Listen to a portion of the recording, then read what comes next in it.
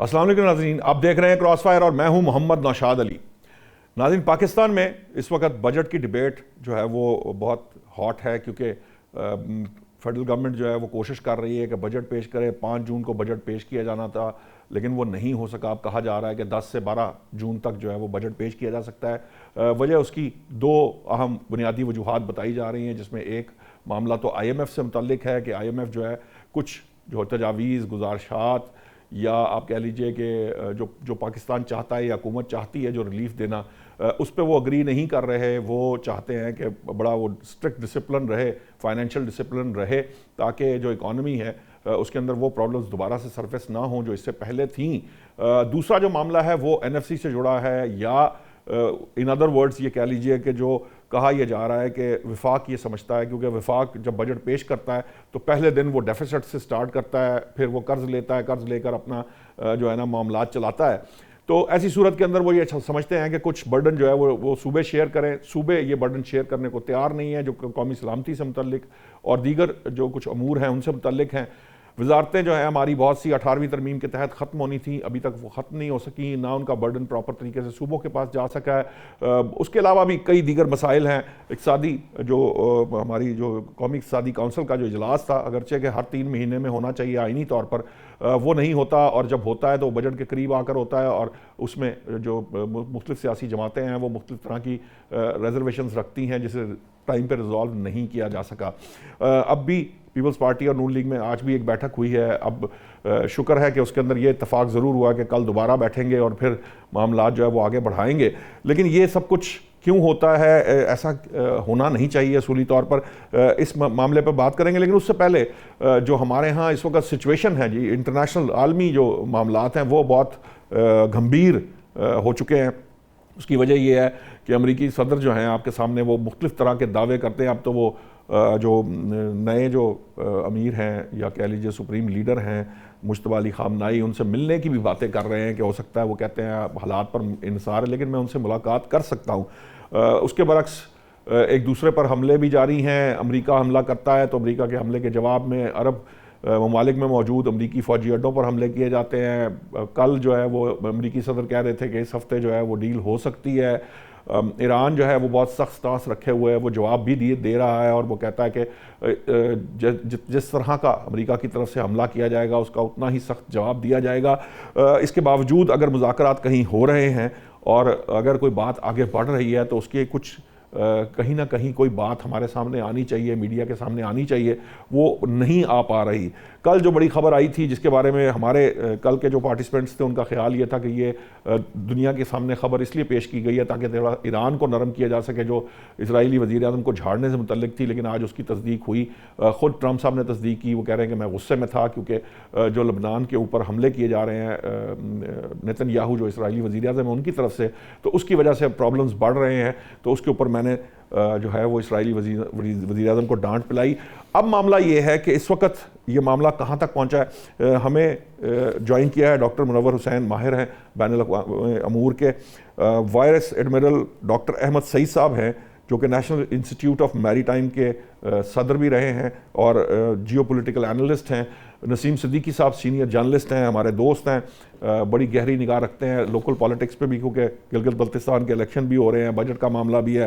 Plus ये है कि जो इंटरनेशनल सिस्टम इस वक्त जो चल रहा है, क्योंकि बहुत तनकीद शुरू हो चुकी है इस मामले के ऊपर। लोग सबसे बड़ा जो उसके अंदर एस्पेक्ट है वो ये है कि अब ममालिक के जो ऑयल स्ट्रेटेजिक रिजर्वायर्स हैं वो डिप्लीट होना शुरू हो चुके हैं। अगर वो डिप्लीट होंगे तो फिर हम जो है वो किस तरीके से मैनेज कर पाएंगे ये मईशतें। और फिर अगर फ़र्ज़ कीजिए कि उनको ये मसाइल बढ़ जाते हैं, क्योंकि यहाँ तो अब ऐसा लग रहा है कि ट्रंप और मुझे तो ये मेरी राय हो सकती है, इसको मतलब अज़राए तफन्नुन नहीं लेना चाहिए, कि मुझे लगता है अब दोनों शायद पार्टियाँ इंजॉय कर रही हैं एक दूसरे को, जिसे कह लीजिए ये सींग फंसाने के बाद। लेकिन मैं और आप जो हैं वो बहुत शदीद मुश्किलात में। सबसे पहले मैं डॉक्टर मुनव्वर हुसैन साहब आपके पास आऊँगा। मामला चूँकि बहुत संजीदा है, ये जो अगर स्ट्रेटेजिक ऑयल रिजर्व्स जो हैं वो डिप्लीट होना शुरू हो चुके हैं, जो उनकी अपने अपने जिसकी भी जो स्ट्रेटेजिक रिजर्वायर हैं वो अगर ख़त्म हो जाते हैं तो सिचुएशन क्या होगी। चंद दिन ऑयल नीचे आता है, कोई अच्छी बात सामने आती है, फिर दोबारा ऑयल जो है वापस अपनी इस जगह पे चला जाता है, जिसको जो हम जैसे ममालिक की मईशतों जो हैं वो तो अफोर्ड नहीं कर पाती। मोहम्मद नौशाद साहब, पहले तो आपका शुक्रिया। आपको, एडमिरल साहब को, नसीम सिद्दीकी साहब को, आपके देखने वालों को, टीम को बहुत बहुत सलाम। सर। देखें नौशाद साहब, बुनियादी तौर पे जो अमेरिकन फॉरेन पॉलिसी है इसमें बहुत सारी इल्यूजन्स हैं। और ये बड़ी एक अच्छी किताब लिखी है फ्रांसिस फुकुयामा ने, America at the cross road, जी। Democracy, power and conservative legacy, 2007 में पब्लिश हुई है। उन्होंने 4 ब्लंडर्स बताए हैं नियोकॉन्स के। और ये नियोकॉन्स बुश जूनियर के वक्त से लेकर ये 4 ब्लंडर्स कमिट करते हैं। पहला तो ब्लंडर ये है, इन्हें लगता है कि अपनी पावर बेस्ड पॉलिसी से ये दुनिया के अंदर जंगे खत्म करवा देंगे। दूसरा ब्लंडर ये है कि वो मिसजज करते हैं अपनी बेनोवलेंट एम्पायर को कि ये बेनोवलेंट एम्पायर है, जहां भी ये जाएंगे लोग इनको वेलकम करेंगे। और तीसरा इनका ब्लंडर ये है कि ये यूनिलैटरल एक्शन लेते हैं, ये मल्टीलैटरल फोरम्स को हमेशा पीछे रखते हैं। तो ये जो 3 इनके ब्लंडर्स हैं जिसकी वजह से ये जो ऑर्डर है, जो इनका अपना कायम करदा ऑर्डर है, वो डिसऑर्डर में तब्दील हो रहा है। और इनफैक्ट अभी भी यही है। और इसके पीछे अगर आप गौर करें तो 4 बुनियादी अप्रोचेस इनकी फॉरेन पॉलिसी में नजर आती हैं। एक तो कंजर्वेटिव अप्रोच है फॉरेन पॉलिसी के अंदर, जहां पे ये power based policy, interventionist policy और यूनिलैटरल एक्शन लेते हैं। दूसरा लिबरल इंटरनेशनलिज्म है, जो ज्यादा फोकस करती है कि मल्टीलैटरल अप्रोच लें, ट्रेड करें, कनेक्टिविटी की तरफ जाएं। और ये प्रेसिडेंट क्लिंटन के दौर में इसका आगाज हुआ था, जब वो समझते थे कि regionalism is a stepping stone towards globalisation. और तीसरी इनके पास जो अप्रोच है, जो कि ट्रंप साहब की पॉलिसीज में बड़ी वाज़ेह नजर आती है, वो जैक्सोनियन नेशनलिज्म है। ये बड़ी नैरो माइंडेड अप्रोच है, जिसके तहत ये पेटी नेशनल इंटरेस्ट और आइसोलेशनिज्म की बात करते हैं, जिस तरह से प्रेसिडेंट ट्रंप ये इस वक्त करते हुए नजर आ रहे हैं। और चौथी अप्रोच जो है इनकी रियलिज्म की है, जहां पे ये पावर, बैलेंस ऑफ पावर की बात कर रहे हैं। और यही वजह है कि इस वक्त जितने भी रियलिस्ट हैं अमेरिका में, इंक्लूडिंग जॉन मिर्शा अहमद, वो बड़े परेशान है अमेरिकन पॉलिसी से, बिकॉज इसने दुनिया के अंदर बैलेंस ऑफ पावर को डिस्टर्ब कर दिया है। अब यहाँ पे इनको चाहिए विल्सोनियनिज्म। विल्सोनियनिज्म ये थी कि अगर दुनिया में अमन नहीं है तो अमेरिका में भी अमन नहीं आ सकता, दुनिया में खुशहाली नहीं है तो अमेरिका में भी नहीं आ सकती, अगर दुनिया में जमहूरियत नहीं रहेगी और जमहूरी इक़्तिदार नहीं रहेंगे तो अमेरिका में भी जमहूरियत नहीं रहेगी। और इसी वजह से उन्होंने कहा था कि we need a war to end all wars. तो ये इन्हें कनेक्ट करना चाहिए। अब देखें, स्टेट ऑफ हॉर्मुज़ अगर बंद है, अगर जीसीसी ममालिक की, यूरोप की इकोनॉमीज अगर हर्ट हो रही हैं, हमारी इकोनॉमी हर्ट हो रही है, तो अमेरिका की कौन सी महफूज है? 4% इन्फ्लेशन इंक्रीज कर गया है, कोरोना वायरस के दौरान 2.8% था। और फिर अमेरिका को 7 से 8 मिलियन बैरल तेल इंपोर्ट करना होता है। 21 मिलियन बैरल उनकी रिक्वायरमेंट है, 13 से 14 मिलियन बैरल वो खुद प्रोड्यूस करते हैं, बाकी बाहर से आता है। तो इसी वजह से गैसोलीन प्राइस इंक्रीज हो रहा है। लास्ट पॉइंट देखिए, इससे जो अमेरिका की बदनामी बाहर तो हो रही है, सो हो रही है। खुद अमेरिका में जो बहुत बड़ी तब्दीली रूनुमा हुई है, जो कि इस वक्त जितने सर्वेज आए, वॉशिंगटन पोस्ट ने करवाया है, वॉल स्ट्रीट जर्नल है, इसके अलावा ये जो इनका न्यूकॉन्स का जो टेलीविजन चैनल है वो है, प्यू सेंटर है, सबके अंदर कंसेंसस है। मोर देन 60% समझते हैं कि ये वॉर हमारी नहीं है। वो ये समझते हैं कि प्रेसिडेंट ट्रंप की पॉलिसीज पे हमें एतबार नहीं है। वो ये समझते हैं कि इससे अमेरिका के जो ताल्लुकात दुनिया में है उसका नुकसान हो रहा है। वो ये समझते हैं कि पावर बेस्ड पॉलिसी से ईरान पीछे नहीं हटेगा।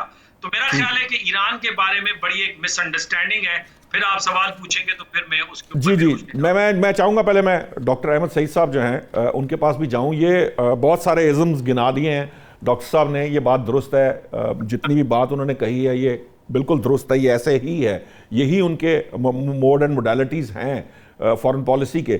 लेकिन सवाल ये है, जो मैंने सवाल एक्चुअली किया था, पर्सपेक्टिव ये था कि देखिए ठीक है वहाँ 4% महंगाई हो गई है, ये अपनी जगह है, लेकिन वो नेशंस जिनके स्ट्रेटेजिक रिजर्व, देखो वेनेजुएला पे कब्जा करके इस वक्त वो ऑलमोस्ट सबसे बड़ा ऑयल प्रोड्यूसर, या ईरान पे भी कर लेता, या वो 79 से पहले के अरेंजमेंट ऑयल के वो कर लेता अमेरिका, तो फिर उसको कोई कम्पीट कर ही नहीं सकता था। माय पॉइंट इज कि जो सिर्फ हम जैसे ममालिक जो इंपोर्ट पे डिपेंडेंट हैं और अपने ऑयल रिजर्व जो रखते हैं वो डिप्लीट हो रहे हैं, वो दोबारा फिल इन नहीं हो पा रहे, तो वो उसके बाद जो सिचुएशन होगी वो मईशतें कहाँ जाएंगी, उनके बारे में कोई सोच रहा है डॉक्टर साहब? जी, अस्सलाम वालेकुम नसीम साहब, मुनव्वर साहब और हमारे नादरीन को। मेरे ख्याल में बड़े अच्छे तरीके से जो नसीम साहब ने बड़े अच्छे तरीके से इस चीज़ को अदा किया है। लेकिन मैं एक चीज थोड़ा सा डिफरेंट बात करना चाहूंगा कि जी। जब से मल्टीपोलैरिटी से पहले जब ये यूनिपोलैरिटी की तरफ दुनिया गई है, तो उसके बाद से अगर आप देखें तो टर्नओवर ऑफ सेंचुरी के बाद से सारी जो चीजें हम अमेरिका की पॉलिसीज को देखते हैं तो वो they are disruptive in nature.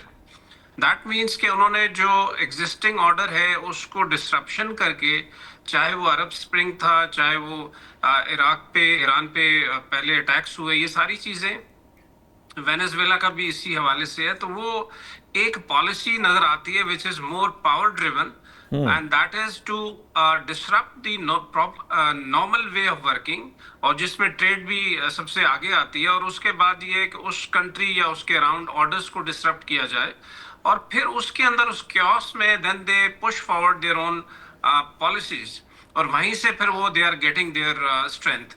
तो ये तो चल तो रहा था, लेकिन ये है कि that was in a vacuum where no other big power was available to challenge them. तो मैं समझता हूँ ईरान के केस में पहली दफा एक ऐसा मुल्क जो कि बहुत इकोनॉमिकली अगर आप देखें, मिलिटरीली अगर आप देखें, तो दैट इज 1:50 रेशियो के दरमियान है, उसने इस डिसरप्शन के अंदर अपनी एक और डिसरप्शन क्रिएट किया which has directly hit not only the world but the interest of USA. तो अब ये एक पहला पैराडाइम है जिसके अंदर अमेरिका हैज, वो कहते हैं ना, टेस्ट किया उसने अपना ब्लड खुद भी। तो this is where now they are coming to terms, लेकिन वो टर्म्स पे आने से पहले उनके दोनों के अगर देखें साइड पे, तो चाहे वो इजराइल है और चाहे वो अमेरिका है, तो अब इनके अंदर एक कंपल्शन ये डेवलप हो रही है कि दैट इज इलेक्शंस, और उसके अंदर अपने आप को ये प्रूव करना कि who is handling and who is being handled.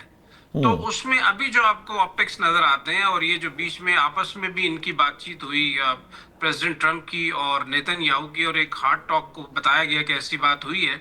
तो basically now this is a struggle in which, क्योंकि इजराइल के अंदर भी जो उनके ऑपोजिशन है, कल उनका मैं बयान पढ़ रहा था, वो ये कह रहे थे कि Israel is becoming a vessel state of US. तो वहां पे भी प्रेशर डेवलप हो रहा है, और यहाँ पे भी अगर आप देखें तो अमेरिका में भी ट्रम्प के ऊपर ये बहुत बड़े 3 सवाल तो जरूर आते हैं। पहला सवाल कि why did he go into this war, for what. Number 2, जो JCPOA प्लस उन्होंने कहा, तो व्हाट इज दैट प्लस, क्योंकि ये सवाल अगर नहीं हो पाएंगे। और third is what is the exit strategy, वो तो सेनेट में उन्होंने क्या हासिल किया। सेनेट में मार्को रूबियो को जो आज स्टांस उन्हें फेस करना पड़ा, वो यही था ना कि आपने एक मुआहिदा जो आप अब मुआहिदा कर रहे हैं, यही मुआहिदा आपने पहले रद्दी की टोकरी में फेंका है, अब आप फिर मुआहिदे की बात कर रहे हैं। तो फिर ये जो सारा कुछ आपने किया, ये क्यों किया, जिसका जवाब मार्को रूबियो के पास नहीं था। आपने कहा, बिल्कुल सही कहा आपने कि अब इनके ऊपर ये प्रेशर डेवलप हो गया है कि आपने, अगर आप देखें तो तकरीबन इन्होंने 250 बिलियन का ये जो इन्होंने पैसा जाया किया, और उसमें ये इनको और भी मांग रहे हैं ये कांग्रेस से, तो कांग्रेस भी जारी बात है उस सवाल का जवाब करेगी। तो मिड टर्म के अंदर they are going to have a very tough time from the democrats, और डेमोक्रेट्स को आप छोड़ दें, इवन रिपब्लिकन्स जो है वो भी खुद इनसे सवाल कर रहे हैं। तो मेरे ख्याल में अब जो हैकलिंग हो रही है, इट इज मोर, ठीक है, ईरान का अपना एक स्टैंस है, ईरान भी उसी तरीके से लेके चल रहा है, तो मायदे के ऊपर तो बातचीत बैकएंड पे हो रही है, वो नजर भी आती है। बिकॉज कल या आज प्रेसिडेंट ट्रम्प से एक सवाल किया गया था कि are we into deadlock, has it been taken off, तो उसने कहा नहीं ऐसी कोई बात नहीं है, we are already in calm, और मुआहिदा जो है इस पे बातचीत चल रही है। तो कहने की बात ये, डॉक्टर साहब, ट्रम्प की बात पे एतबार कौन करे सर, वो हफ्ते के दिन उनका स्टेटमेंट और होता है जब मार्केटें बंद होने वाली होती हैं, फिर जिस दिन पीर को मंडे को खुलनी होती हैं, फिर स्टेटमेंट कुछ और होता है। तो ये तो एक, वो आज भी मैं एक जगह पे पढ़ रहा था को $300-350 मिलियन ये सिर्फ सॉरी कल और परसों की स्टेटमेंट के ऊपर कुछ कह रहे हैं कि इनसाइड ट्रेडिंग के भी एलिगेशंस जो हैं वो अब आना शुरू हो गए ट्रंप और उनके इर्द गिर्द के लोगों के ऊपर। नसीम साहब, ये जो मामला है, इस सारे मामले में एक यूरोप का भी रोल है। मार्को रूबियो के साथ तो जो हो रही है सो हो रही है, लेकिन इजरायली प्राइम मिनिस्टर जब ये कहता है कि यूरोप को हमारा साथ देना चाहिए, तो स्पेन के प्राइम मिनिस्टर कहते हैं जनाब आप इंसान के बच्चे बने, आपका साथ देना तो बहुत दूर की बात है, हम तो आपसे टाइज जो है ना वो कट करना चाहते हैं। ये जो सिचुएशन है, खुद ट्रंप ने ये तस्लीम कर लिया उस स्टेटमेंट के अंदर जो एक्सियोस ने ब्रेक की, कि वो कहते हैं इसराइल से इस वक्त पूरी दुनिया नफरत करती है, नेतन्याहू से नफरत करती है, कोई तुमसे बात करने को तैयार नहीं है, मैं तुम्हारी चमड़ी बचा रहा हूं, अगर मैं ना होता तो तुम जेल में सड़ रहे होते। अब ये जो पर्सपेक्टिव है, इसके बाद आपको क्या नजर आ रहा है कि ट्रंप साहब जो हैं वो ये ईरानी मामले के ऊपर किस हद तक लीनियंट होंगे? क्योंकि जो जिस किस्म के सवालात कांग्रेस में हमें देखने को मिल रहे हैं, ये कांग्रेस के जो स्टेटमेंट्स हैं वो क्लियरली बता रहे हैं कि अमेरिका जो है वो उसके पास कोई ऐसा निगोशिएटिंग, जिसे कहते हैं ना कि बहुत बेहतरी कोई निगोशिएट कर रहे हैं, वो नहीं है, को पुरानी टर्म्स ही हैं जिसके ऊपर बात जो होती चली जा रही है और वहीं तक ही आना है। अगर कोई एग्रीमेंट हुआ भी तो वो उस जैसा ही होगा, सिर्फ उसके अंदर एडिशन ये है कि अब नाया हॉर्मुज़ जो है वो ईरान के कंट्रोल में है और उस पर टोल भी लगेगा। नौशाद साहब, बहुत शुक्रिया तमाम हज़रात को मेरा अस्सलाम वालेकुम। आपने बड़े अच्छे सवाल किए और दोनों डॉक्टर हज़रात ने बड़े उसके तफसीली तौर पे बल्कि बड़े गंभीर अंदाज में जो लफ्ज़ यूज़ किए, शायद आम पब्लिक इतने आसानी से ना समझ सके। मैं कोशिश करूंगा कि आसान उर्दू में बात कर लूँ। नौशाद साहब, बात यह है कि दुनिया का जो महवर है ना वो तमाम तब्दील होता हुआ नजर आ रहा है। आपको पता है कि ट्रंप के बारे में कहा जाता है कि उनका मूड स्विंग होता है, जिस तरह आपने कहा कि वीकेंड पे कुछ और होता है और वीक के स्टार्ट पे कुछ और होता है। इससे दुनिया भर में बहुत ज्यादा प्रॉब्लम्स होती जा रही है और अमेरिका में भी ट्रंप के खिलाफ बहुत ज्यादा आवाज उठनी शुरू हो गई है। और ये बिल्कुल आपने दुरुस्त फरमाया कि पूरे इसराइल को या नेतन्याहू को पूरी दुनिया में कोई पसंद नहीं करता। और जो आपने यूरोप का हवाला दिया वो इस लिहाज से बहुत इंपॉर्टेंट है कि अब यूरोप के अंदर आपने देखा कि इथनिसिटी बहुत सारी कौमें आके बस गई हैं। पिछले 20-25 साल में यहाँ पे बहुत बड़ी चेंजेस आई हैं। और आपने देखा कि पिछले दिनों बरतानिया में जो लोकल इलेक्शन हुए थे उसमें बहुत बुरी तरह जो हुक्मरान जमातें रही हैं या जो हुक्मरान थे उनको शिकस्त का सामना करना पड़ा। और उसकी एक बहुत बड़ी वजह जो है वो गजा वॉर थी। गजा पे जो कीयर स्टार्मर का स्टैंड था उसके खिलाफ वोट गया। तो अब यहाँ पे जब आपने इलेक्शन जीतना होता है तो उसमें आपको जो माइनॉरिटीज है उनके वोट का भी बड़ा ख्याल करना पड़ता है, उनके सेंटिमेंट्स भी आपको देखने पड़ते हैं। और आपने देखा कि यहाँ पे बरतानिया में या यूरोप के अंदर बहुत बड़ी मार्चेस निकलती हैं जो फलस्तीन के हक में होती हैं। और दूसरी बात ये कि पहले प्रिंट मीडिया था, इलेक्ट्रॉनिक मीडिया था, आप अपनी मर्जी की खबरें छाप देते थे, लोगों की मीडिया की बात कर रहा हूँ। लेकिन अब सोशल मीडिया की वजह से दुनिया हर चीज जो है वो एक सेकंड में उनके पास पहुंच जाती है। और दुनिया अब देखती है कि किस तरह गजा के अंदर, किस तरह लिबनान के अंदर जो एट्रोसिटीज हो रही है। बल्कि आपने देखा कि पिछले दिनों यूएन ने जो सेक्सुअल हरासमेंट थी इसराइली फौजियों की तरफ से, जो कि एक जंगी कानून के खिलाफ वर्जी है, उस पर उन्होंने उनके ऊपर बैन भी लगाया है। तो अब वो सिनेरियो सारा चेंज हो गया है। अब यूरोप इनके साथ नहीं खड़ा हो रहा, नेटो इनका साथ नहीं दे रहा। और ट्रंप साहब का ये ख्याल था कि जिस तरह उन्होंने इराक में रिजीम चेंज कर ली, लीबिया में तबाही मचा दी, सीरिया में तबाही मचा दी, तो इसी तरह जब वो ईरान के सुप्रीम लीडर को खत्म कर देंगे या सफाई हिस्ट्री से मिटा देंगे तो वहां पे रिजीम चेंज हो जाएगी और उनकी मर्जी की वहां पे हुकूमत आ जाएगी और वो जो चाहेंगे वो करवा लेंगे। लेकिन जो ईरान की तरफ से रेजिस्टेंस आई वो शायद उसको बर्दाश्त न कर सके। और जिस तरह आप नाए हरमस को ईरान ने अपने कब्जे में लिया, उसको बंद रखा, उससे जो दुनिया में एक क्योस फैलना शुरू हो गया और दुनिया भर की मार्केटें हिल के रह गई। तो वो फैसला बिल्कुल गलत था। जैसे वियतनाम में जाने का फैसला गलत था, अफगानिस्तान में जाने का फैसला गलत था। आपको एंड ऑफ द डे जो है वो भागना पड़ जाता है। अमेरिका की कौन सी जंग ठीक थी नसीम साहब? उसके हर जंग के बारे में यही कहा गया है कि वो गलत थी। दुनिया भर की जो इकोनॉमी है वो इस वक्त तबाही के दाने पे है। और खास तौर पे आप देखें कि जो जंग चल रही है अमेरिका के ऊपर तो कोई अटैक नहीं हो रहा, उनके अड्डों पे हो रहा है। असल नुकसान मिडिल ईस्ट के अंदर हो रहा है। मुसलमान मुल्क आपस में लड़ा दिए गए। तो ये वो कहते हैं ना कि अपना जो ट्रंप साहब है और नेतन्याहू, हमारे यहाँ पे एक टर्म यूज होती है गुड कॉप बैड कॉप। अगर हम पंजाबी में कहें तो दिखानी सजी मारनी खब्बी। तो ये इस तरह का मामला चल रहा है। और देखिए आने वाले दिनों में बहुत सारी चीजें सामने आ जाएंगी। ईरान अपनी जगह स्टैंड लेके खड़ा है, मिडिल ईस्ट के क्राइसिस बढ़ते जा रहे हैं और ये रिजर्व जो कम होते जा रहे हैं, इसकी वजह से पूरी दुनिया में खासतौर पे जो साउथ ईस्ट का खिस्सा है उसमें बहुत बड़ी तबाही आ सकती है, बहुत बड़ी इकोनॉमिकल चेंजेस आ सकती हैं। तो आने वाले दिनों में इसका पता चलता जाएगा कि ऊंट किस करवट बैठ रहा है। ठीक है, ये बात मईशत की हो रही है। मैं डॉक्टर साहब आपके तरफ ये जरा एक बड़ा इंपॉर्टेंट सवाल है। एक नई मामला जो टैरिफ के मामले में अगरचे अमेरिका को जो कुछ फेस करना पड़ा वो हम सब जानते हैं, वहाँ की कोर्ट ने क्या किया, लेकिन उसके बावजूद फिर नए सिरे से अब ट्रंप साहब ने जो है वो 10% टैक्स की टैरिफ की फ्लैट टैरिफ की बात की है इजाफी। और उसमें पाकिस्तान भी शामिल है, इंडिया भी, अब वो मुख्तलिफ तरह के बीच में हीले बहाने हैं। आपको लगता है ये अब फिर जो टैरिफ का मामला ये शुरू किया करने की कोशिश है, ये फिर वो बेसिकली आर्म ट्विस्टिंग के लिए है, अपने मकासद को पूरा करने के लिए? अगर ममालिक आप सुन नहीं रहे, एक्चुअली सुपर पावर की अब सुनी नहीं जा रही, तो वो ये समझते हैं कि इस टैरिफ के जरिए वो दोबारा बाजू मरोड़ के कोई अपने मकासद हासिल कर सकते हैं। मोहम्मद नौशाद अली साहब, मैं यहाँ पे थोड़ा डिफरेंट पॉइंट ऑफ व्यू है। पिछले साल अमेरिका का जो ट्रेड डेफिसिट है वो 900 बिलियन डॉलर्स है जी, और 2026 मार्च के अंदर जो सिर्फ मार्च का डेफिसिट है वो 61 बिलियन डॉलर्स है, जबकि चाइना का ये ट्रेड सरप्लस 1.2 ट्रिलियन डॉलर्स है और मार्च के अंदर उन्होंने 86 बिलियन डॉलर्स ट्रेड सरप्लस किया है। तो अगर अमेरिका की जगह पे, ट्रम्प की जगह मैं होता तो मैंने भी यही करना था। इनफैक्ट ट्रेड डेफिसिट को आपने कम करना है, और जब आप नारा ये लगाते हैं कि अमेरिका को ग्रेट बनाना है, इंडस्ट्री दोबारा अमेरिका में लानी है और अमेरिका को आपने हब बनाना है इंडस्ट्री का, तो आपने ये पॉलिसीज करनी है। लेकिन उसमें ब्लंडर ये है कि वो यूनिलैटरल जो एक्शन लेते हैं ना, without consulting there partners, specially Europe को के साथ बगैर मुशावरत के, चाइना के साथ बगैर मुशावरत के, वो मेरा ख्याल है गलत होता है। अब इंडिया की मिसाल ले लीजिए, 46 बिलियन डॉलर का ट्रेड खसारा है अमेरिका का, यूरोप के साथ 290 बिलियन डॉलर्स का है। पिछले साल चाइना के साथ 600 बिलियन डॉलर से गालिबन 580 बिलियन डॉलर्स की ट्रेड हुई आपस में, उसमें भी 225 बिलियन डॉलर का ट्रेड खसारा है। कनाडा के साथ 4 बिलियन डॉलर्स, इजराइल के साथ 2 बिलियन डॉलर्स, यानी अगर आप ये उठाएं फिगर तो 900 बिलियन डॉलर्स, लगभग 1 ट्रिलियन डॉलर जो है वो अमेरिका खसारे में उठाता है। फिर मजे की बात ये है कि जो डेट सर्विसिंग है अमेरिका के डेट की, जो कि लगभग कोई 40 ट्रिलियन डॉलर हो गया, 1 ट्रिलियन डॉलर वो डेट सर्विसिंग देते हैं और 6 बिलियन डॉलर उनका योमिया कर्जा बढ़ रहा है। IMF कहता है कि यहां से कोई भी नेशन पलट कर वापस नहीं आता।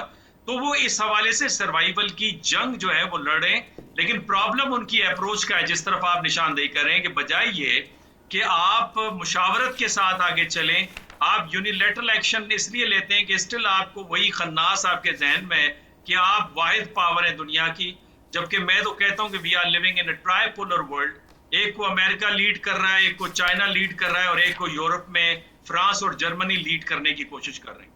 आपको लगता है ये फ्रांस और जर्मनी की जो बात है, मुझे लगता है कि ये बाइपोलर तो हम चीन के और रूस के पर्सपेक्टिव में या रीजनल पर्सपेक्टिव में या मल्टीपोलैरिटी के बात तो समझते हैं, लेकिन ये जो फ्रांस और जर्मनी, आपको लगता है कि क्या वाकई वो कोई तीसरी ताकत है इस वक्त? जी हाँ, आप ये देखिए ना कि फ्रांस के सदर मैक्रोन ने साउथ कोरियन यूनिवर्सिटी में कहा था कि हम तीसरे रास्ते को अख्तियार करने जा रहे हैं, ना अमेरिकन ना चाइनीज। और मार्क कार्ने ने कहा कि हम यूरोप को ज्वाइन करने जा रहे हैं और दहाइयों पर मुश्तमिल जो इंटीग्रेटेड डिफेंस सिस्टम है अमेरिका के साथ, उसका खात्मा चाहते हैं। और फिर स्पेन का, डेनमार्क का, इटली की डिमांड करना कि इजराइल के साथ जितने भी एग्रीमेंट्स हैं उनको सस्पेंड करना होगा। और यूरोपियन यूनियन की जो सरबराह है अर्सुला विंडरलीन, उनका चाइना विजिट करना, इंडिया विजिट करना, तो बड़ी चीजें बड़ी वाज़ेह हैं मेरे ख्याल में। यूरोप तीसरा रास्ता अख्तियार कर रहे हैं और यूरोप और चाइना के दरमियान में एक मुमासलत ये है कि दोनों चाहते हैं कि यूनाइटेड नेशन इफेक्टिव हो, लेकिन रीस्ट्रक्चरिंग के साथ। और चाइना ये समझता है कि अमेरिका के जो पपेट बैठे हुए हैं सेक्रेटरी जनरल की सूरत में, अब इन्हें तब्दील होना चाहिए। तो नॉर्म बेस्ड जो ऑर्डर है उसकी कंटिन्यूटी चाहते हैं। और ये जो हमारे यहाँ 3 बड़े अहम कॉन्सेप्ट हैं, एक कॉन्सेप्ट ये है कि क्या बायपोलैरिटी है, तो चाइना इसका इनकार करता है, बिकॉज बायपोलैरिटी का मकसद है ब्लॉक पॉलिटिक्स।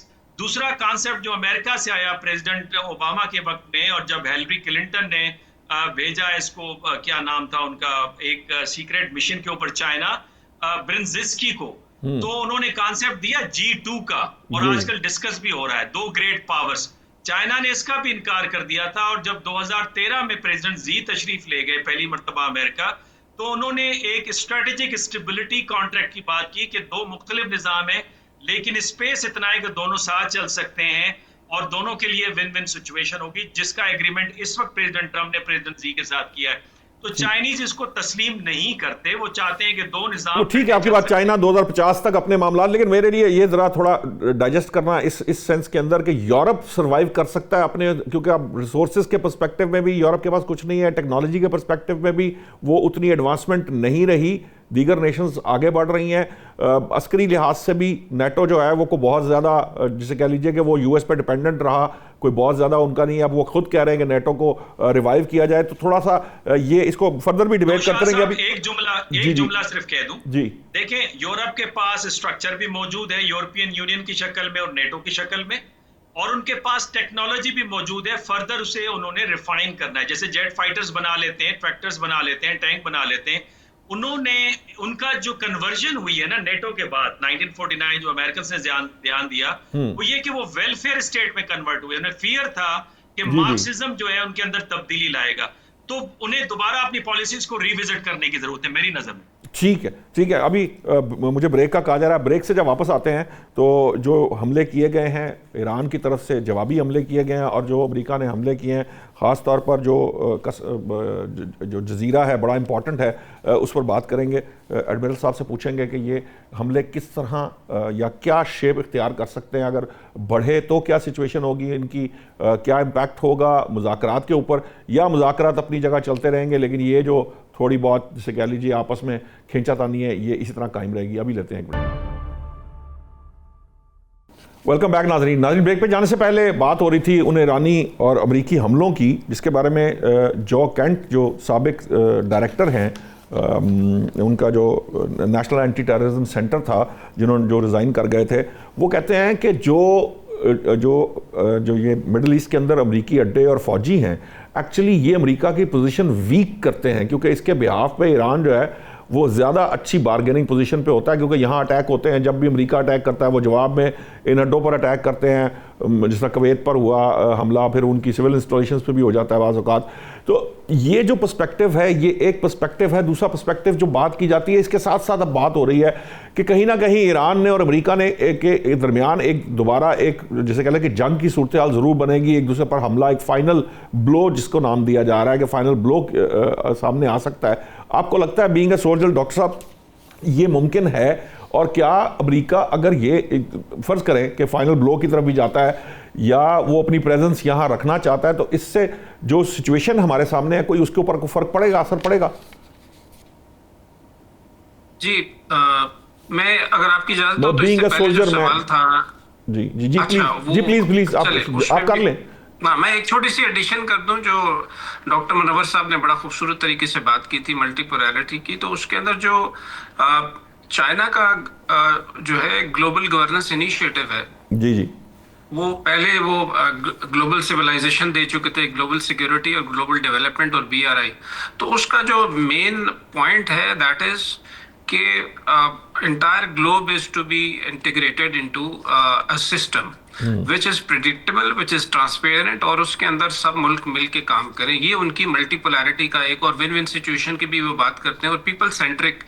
और उसके अंदर जो है की पॉइंट जो कि UN की रेजोल्यूशन के मुताबिक है, दैट इज सॉवरेन इक्वालिटी की वो बात करते हैं। तो इसीलिए वो ये बाइपोलैरिटी और इस तरह की सारी चीजों को रफ ऑफ करते हैं। मैं एक छोटा सा पॉइंट मेरी समझ के मुताबिक ये था। ऐसा ही है। तब आते हैं आपके जी, अब आप आते हैं आपके इस सवाल की तरफ। तो उस सवाल के अंदर बिल्कुल आपने, मैं ही समझता हूँ इस वक्त जो चीज़ चल रही है दोनों के दरमियान में, ये जो अटैक्स हैं, ये बेसिकली तो जब बातचीत हो रही हो तो एक नोक झोंक की हैसियत है इसके अंदर। क्योंकि आप देखें जो अटैक हुआ है बहुत ही एक मार्जिनल सा अटैक है, जिसके अंदर एक ड्रोन स्टेशन जो है उसको हिट किया गया है और 3 ड्रोन्स जो है ना उनको मारा गया है। तो दैट इज और उसके फिर इन रिटेलिएशन ये केशमा आइलैंड के पास इन्होंने किया था। तो उसके बाद ईरान ने 5 बैलिस्टिक मिसाइल, उन्होंने कहा कि मैंने पहले से डिक्लेयर किया हुआ कि अगर मुझ पे कोई अटैक होगा तो मैं इनके इंटरेस्ट को अटैक करूंगा। तो जो सेंटकॉम का हेडक्वार्टर है कुवैत में और उस बहरीन में, वहां पे उन्होंने अटैक किया। तो ये जो है ये उसकी एक ऑप्टिकल वैल्यू तो चल रही है, लेकिन बीच में जो बड़ी बात है मेरे ख्याल में जो आपने किया कि क्या ये बड़े एक फायर के तौर पे या एक फायरबॉल इससे जनरेट होगा, तो मेरे ख्याल में ऑब्जेक्टिव्स को रखते हुए सामने इस बात को करें तो मेरे ख्याल में बिगर फायरबॉल मेरे ख्याल में इस वक्त जो है मुश्किल मुझे नजर आता है। और उसकी वजह से क्योंकि ज्यादा बड़ा नुकसान जो है वो अमेरिकन ऑब्जेक्टिव्स के होगा, क्योंकि वो इस वक्त यहाँ से पुल आउट करके अपने इंटरनल फ्रंट के ऊपर जो बातचीत करना चाहता है, उस हवाले से उसके लिए मेरे ख्याल में ये चीज़ें बड़ी डिस्ट्रक्टिव होंगी अमेरिकन पॉलिसी के लिए।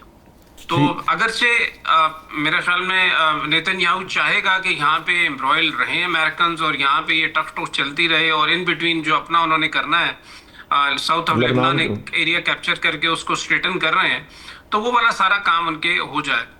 ठीक, तो उनके ऑब्जेक्टिव्स के हवाले से तो इसको प्रोलॉन्ग करना, इसको इसी तरीके से चलाना जो है इजराइल के फेवर में जाता है। तो देयर इज अ पॉसिबिलिटी कि थोड़ा सा ये ऐसे ही चले और उसके बाद फिर ये रैप अप हो जाए। That's my take on. ठीक है नसीम साहब, आप जरा थोड़ा मैं चाहूंगा कि हम जरा अपनी लोकल मामलात भी, ये जो आप बजट के मामले हैं, बजट डिले हो रहा है, क्या आपको लग रहा है क्या पीपल्स पार्टी एक्चुअली एक्सप्लॉइट कर रही है नून लीग को, या वो आप समझते हैं कि ये जो है ये सिर्फ ऐसे गेम्स हैं, क्योंकि बैठ जाते हैं बात करते हैं, असल इशू जो है वो फिर उन्होंने वहीं रहने देना है, बस थोड़ी बहुत टीप टाप करके फिर बजट पास हो जाएगा, पास तो हो ही जाएगा यकीनन। लेकिन ये आपको लगता है कि पीपल्स पार्टी ब्लैकमेल कर रही है नून लीग को इस वक्त? जी बिल्कुल नौशाद साहब, आप बड़े अरसे से ये तमाम मामला को कवर कर रहे हैं, अपने पार्लियामेंट के सेशन भी हमारे साथ किए हुए हैं। मामला ये कि पाकिस्तान में पॉलिटिकल ब्लैकमेलिंग तो हमेशा चलती है, हर दौर के अंदर चलती है, और जब भी एक इस किस्म की गवर्नमेंट होती है जहाँ पे मिक्सचर बनाया हुआ होता है, और शायद वो बनाया भी इसीलिए जाता है कि ये कभी भी ज्यादा पावरफुल ना हो सके। और इस वक्त पीपल्स पार्टी के कुछ मामलात दुरुस्त नहीं चल रहे नून लीग के साथ, तो जिसकी वजह से उनको ब्लैकमेल भी किया जा सकता है। लेकिन देखें तो शायद साहब, हम पॉलिटिक्स पे जितनी मर्जी बात कर लें कि किसका क्या कसूर है, लेकिन असल बात तो ये है कि हम गहराइयों से देख रहे हैं कि पाकिस्तान में मईशत किसी से भी कंट्रोल नहीं हो रही। भले कोई किसी किस्म के नारे लगाए कि मैं आके IMF को खत्म कर दूंगा, लेकिन IMF से आके मुज़ाकरात करने होते हैं। जो असल मामला है वो पाकिस्तान की मईशत का आपका देखें कि टैक्स कंट्रोल, टैक्स कलेक्शन हमारी सही नहीं है। जो सबसे मेन मई तक 800 अरब रुपए का जो शॉर्टफॉल है, जो हदफ दिया गया था, जो तय किया था और रिवाइज किया था, फिर उसके बावजूद हमें तकरीबन, चाहे उसके ऊपर जंग के असरात भी होंगे, बट स्टिल ये 800 अरब से जायद का जो है वो शॉर्टफॉल हम देख रहे हैं। देखिए निशान साहब, दुनिया भर में जो है ना वो टैक्स कलेक्शन ही होती है, गवर्नमेंट का अपना तो कोई बिजनेस नहीं होता, उन्होंने टैक्स कलेक्शन करके तमाम मामला को चलाने होते हैं। और जब हमारे टैक्स कलेक्शन में इतने इतने बड़े गैप्स आ जाए और उसके बाद हमारी एक्सपोर्ट खत्म होती चली जाए, हम सारा इंसार तो फॉरेन रेमिटेंस पे कर रहे होते हैं कि फॉरेन रेमिटेंसेस आ रही है, वो एक बहुत बड़ी सोर्स ऑफ इनकम है पाकिस्तान के लिए।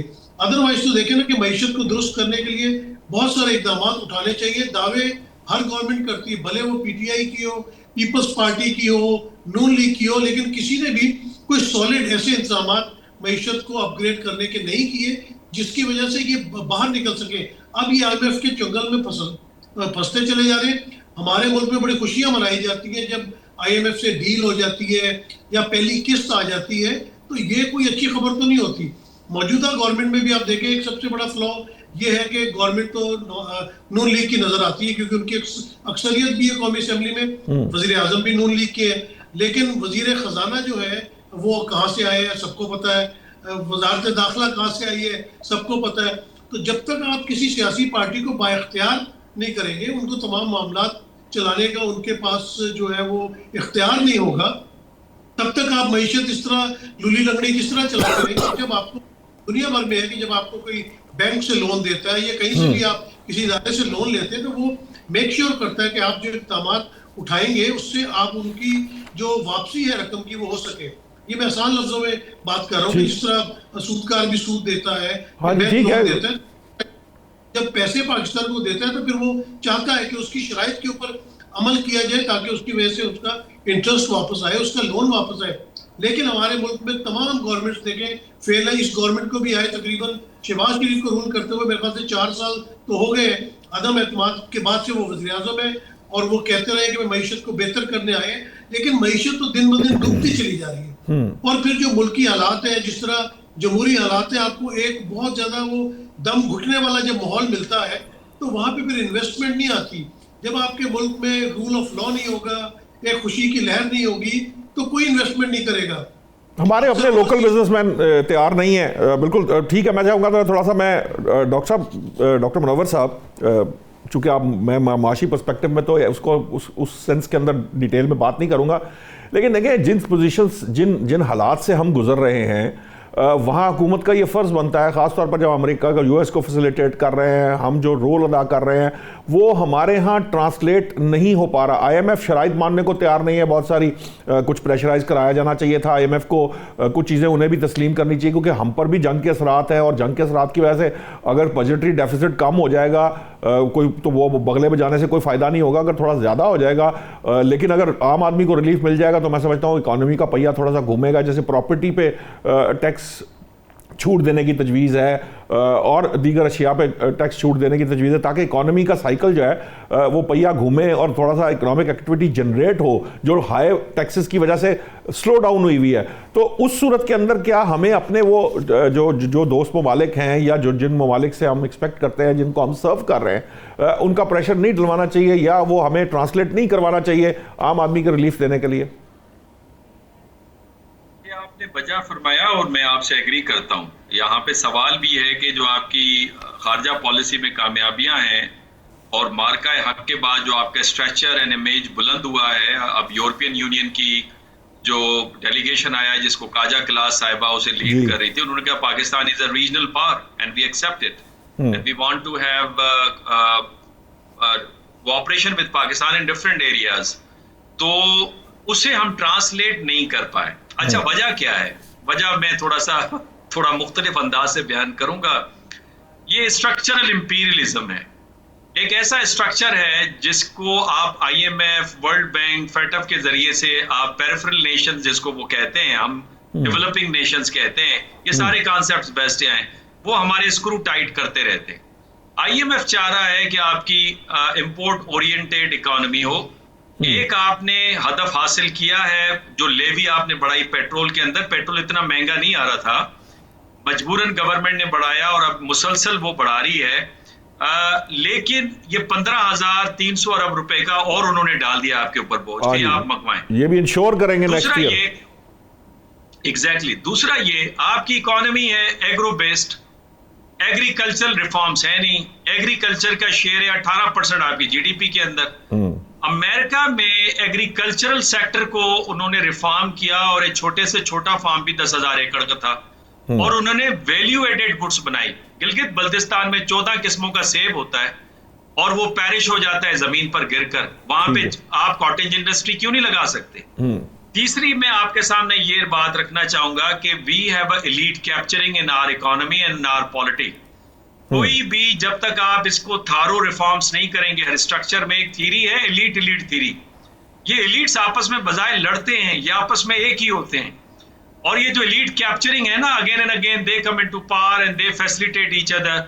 आज मेरी एक स्टूडेंट आई खातून, जो कि अब मैं उनका नाम डिस्क्लोज नहीं करना चाहता, इनकम टैक्स के अंदर उन्होंने कहा कि जो बिलियनियर्स हैं उनके ऊपर टैक्स की सिफारिशें आती हैं, इन पे टैक्स खत्म कर दें, और जो आम आदमी है उसको कहते हैं कि जबरदस्ती टैक्स ले ले।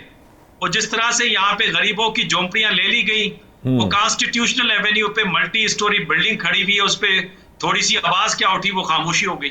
तो मेरा ख्याल है कि ये जो एलीट कैप्चरिंग है, जब तक ये नहीं हटते, आप रिफॉर्म के जरिए नहीं करते, आपकी इकोनॉमी के अंदर कोई बेहतरी नहीं आएगी। आपने सही फरमाया, ये 42 या 44 बिलियन डॉलर के जो रेमिटेंसेज हैं, इस पे इकोनॉमी चलेगी। आप साइकिल बनाते थे सोराब, वो बंद कर दी, कारपेट्स बनाते थे वो बंद कर दी, बाटा और सर्विस अपने जूते बनाते थे वो इंपोर्ट करने लग गए। तो इस तरह तो इकोनॉमी आगे नहीं चलेगी जब तक कॉटेज इंडस्ट्री को आप प्रमोट नहीं करेंगे। ये जो बात है नसीम साहब, ये जो डॉक्टर साहब ने बात की है, ये जो एलीट कैप्चर है, इसमें तो कोई दो राय नहीं हो सकती।